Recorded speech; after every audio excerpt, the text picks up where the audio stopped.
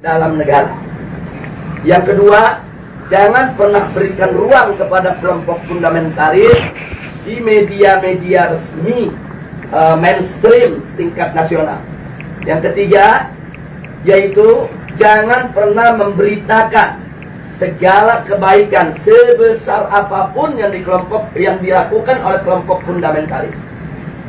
Yang berikutnya, setiap kesalahan sekecil apapun yang dilakukan oleh kelompok fundamentalis harus diviralkan, harus disebarluaskan, dan harus diulang-ulang. Nah, supaya itu melekat di hati masyarakat bahwa mereka adalah orang-orang yang tidak layak untuk diberikan tempat di kita punya negeri atau di negeri Islam.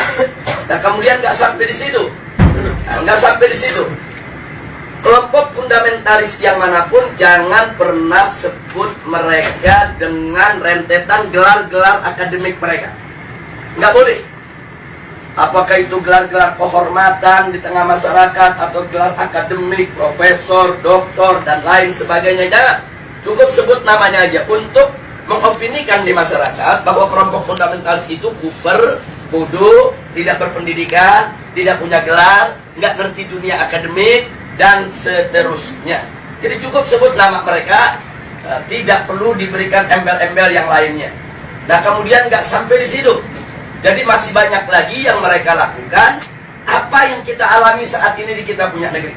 Nah, bagaimana para habaib, para ulama kita, bagaimana tokoh-tokoh kita di Majelis Ulama Indonesia, yaitu mereka kecilkan, mereka recehkan, mereka hina-hina, bahkan mereka mencoba mencari kesalahan-kesalahan, bahkan kalau nggak ada kesalahan, kan buatlah fitnah-fitnah yang bisa diterima oleh masyarakat tentang mereka. Dan ini akan mereka lakukan terus. Jadi artinya bagaimana cara menghabisi kelompok fundamentalis? Satu, kerdilkan mereka. Dua, jauhkan mereka dari masyarakat. Kemudian ketiga, yaitu bidik daripada para tokohnya. Kalau bisa dirangkul, dirangkul. Kalau nggak bisa dirangkul, dipukul. Bisa dipeluk, nggak bisa dipeluk, digebuk. Nah, jadi ini yang mereka lakukan. Nah, baik, sekarang yang kedua. Lalu bagaimana dengan kelompok modernis? Kelompok modernis bagi mereka yaitu statusnya aman. Bagi mereka statusnya aman. Nah, aman, statusnya aman, sehingga perlu diberikan ruang. Diberikan ruang publik, diberikan ruang media, diberikan ruang dalam sistem pemerintahan, perlu didengar suaranya. Dan kalau ada dari mereka yaitu punya kesalahan, tutup itu kesalahan, jangan diviralkan. Kalau mereka melakukan kebaikan, sekecil apapun kebaikan, maka itu harus diviralkan dan harus disebarluaskan. Dan penyebutan nama mereka harus lengkap dengan segala macam rentetan gelarnya, gelar kehormatannya, dan seterusnya, dan seterusnya. Jadi posisi mereka dianggap aman. Nah, kemudian yang ketiga, kelompok liberalis. Kelompok ini mereka berikan status sangat aman. Nah, kenapa diberikan status sangat aman? Karena kelompok ini bukan hanya sekedar dianggap kawan, tapi sudah dianggap sebagai antek. Beda kawan dengan antek. Kalau modernis itu masih kawan barat, tapi kalau sudah liberalis itu antek barat. Nah, jadi mereka sudah tidak ada nilai kritis sama sekali. Nah, tapi justru kelompok ini yang mereka besarkan. Kelompok ini harus dibesarkan di seluruh negeri-negeri Islam. Jadi bagaimana caranya kelompok ini bisa berkembang? Berikan ruang, berikan finansial, berikan tempat, berikan kesempatan di media, di TV, di radio, di surat kabar, dan lain sebagainya. Kemudian pendapat-pendapat mereka viralkan, seolah-olah itu merupakan pendapat daripada masyarakat Islam internasional, dan seterusnya. Dan libatkan mereka, undang mereka kalau ada konferensi-konferensi internasional di mana saja, untuk lebih memantapkan posisi mereka di tengah masyarakat. Dan kalau mereka punya kejelekan, sejelek apapun, sebesar apapun, yaitu supaya disembunyikan. Jadi jangan kaget kalau tokoh-tokoh liberal di Indonesia ada di antara mereka yang menghamili sekretarisnya, yang memperkosa pegawainya, tidak pernah muncul di media. Jadi semua harus ditutup, tidak boleh. Tapi kalau mereka melakukan kebaikan sekecil apapun, maka kebaikan itu harus terus, yaitu dieksplorasi, untuk kemudian diviralkan, disebarluaskan ke mana-mana.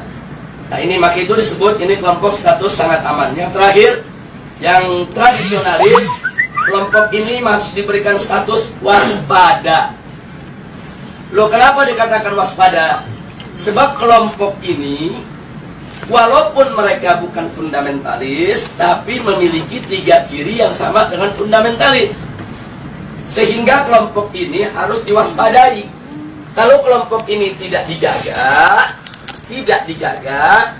maka nanti kelompok ini setiap saat bisa berubah menjadi fundamentalis. Nah, maka itu usul mereka, kelompok yang keempat ini dijaga. Nah, maksudnya dijaga bagaimana? Satu, jangan kasih mereka berdekatan dengan kelompok fundamentalis. Sebab kalau kelompok tradisionalis dengan kelompok fundamentalis duduk bareng satu meja, satu kursi, mereka diskusi, maka kelompok tradisionalis berpotensi besar untuk berubah menjadi fundamentalis. Karena perbedaan mereka cuma sedikit, perbedaan definisi ta'rif ad-demokratiyah. Itu aja yang mereka berbeda. Tapi dalam soal dukungan terhadap tatbikus syariah, dukungan terhadap igamatul khilafah, dukungan terhadap sikap kritis terhadap barat, sama. Nggak ada beda antara fundamentalis dengan tradisionalis. Mereka hanya berbeda di dalam mendefinisikan demokrasi. Yang satu mendefinisikan ya demokrasi bertentangan dengan hukum Allah sehingga harus ditangkal sama sekali. Yang satu lagi melihat bahwa demokrasi itu hanya satu cara yang kalau dibawa ke dalam ajaran Islam dia bisa islami, kalau tidak, kalau dikeluarkan dari ajaran Islam dia bisa bertentangan dengan ajaran Islam.